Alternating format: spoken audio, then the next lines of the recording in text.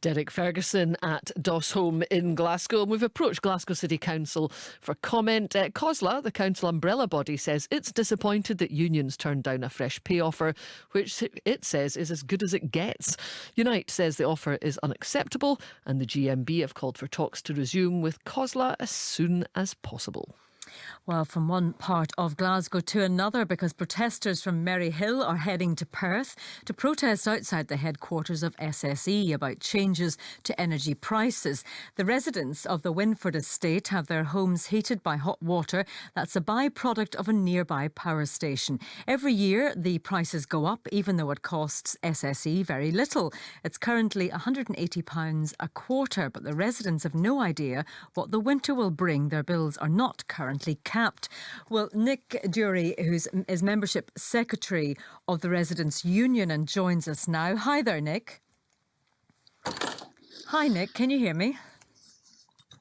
You hear me okay? I can now, yes. Good to talk to you. Tell us a bit then about this power arrangement, because it seems it's supposed to reduce your bills, but it isn't. That's right. The scheme was brought in 10 years ago, and it was with funding from the British government and the Scottish government under the idea that it would end fuel poverty. Now, by our calculations, we're a place where a tenner would change your life. So that puts most of us in fuel poverty. We reckon about 100%. Gosh, and how long are you sort of locked into this for?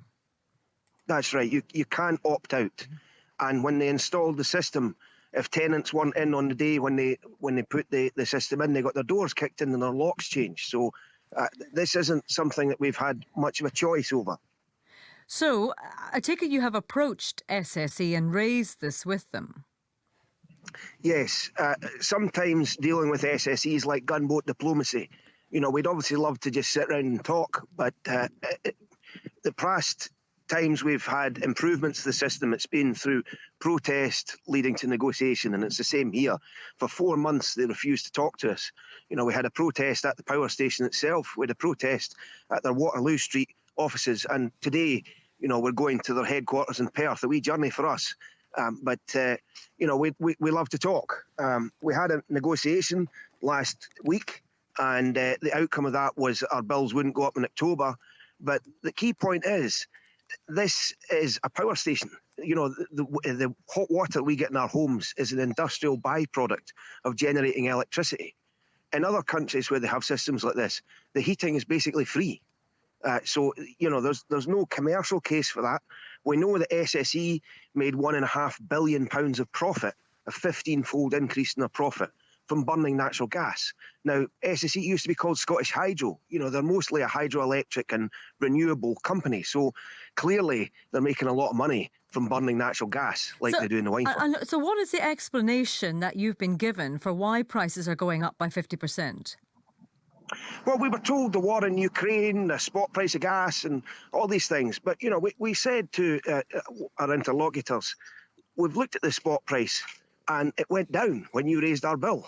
It was cheaper in April when you raised the bill by 50% than it was the previous April. So that makes no sense. There's no commercial case for it. They raised why did they say that the gas price affects your bills? Because the system that you're benefiting from that's from hot water, isn't it, not gas? Precisely. It is a natural gas power station. So they are making money from the sale of electricity.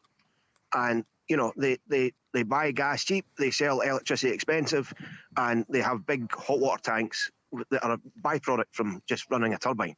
And that's piped round the scheme, and we're charged almost as if we've got gas combi boilers. But, if this were an ordinary power station, that hot water would just be piped into the sea. It's a byproduct. It's waste. Yeah, and I suppose it seems odd that this is it's a sort of more environmentally friendly, alternative sort of power base, and yet your bills you're no better off. So, if this is the sort of thing we might want to roll out more in the future, it's hard to see the benefit. That's precisely right. They estimate that the scheme is almost as if we've taken 1,000 houses out in terms of carbon emissions. And clearly, it's a better solution collectively than individually. Just in terms of the engineering, the mechanics of it, it's more efficient. So, this was funded by both governments as a measure to reduce carbon emissions, move towards net zero, and also to end fuel poverty. Now, if we are to roll these things out across the country, and you have to bear in mind with this network, SSE don't own it. The Housing Association own it. It's basically public infrastructure. So why is public infrastructure built by the government being used to price gouge in one of the hardest hit communities? And it doesn't seem to be doing much to address the issue of fuel poverty. No, we have 100% fuel poverty in the Wynford. Fuel poverty in Scotland is defined as 10% of your income if it's affecting your way of life. Okay. Myself and my wife both work. We're 25% of our income's going on fuel.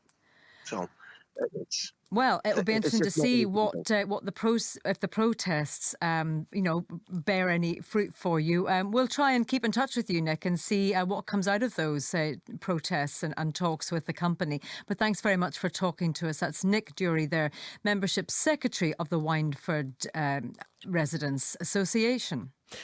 Now, Ukraine says it's broken through Russia's first line of defence in parts of the occupied Kherson region.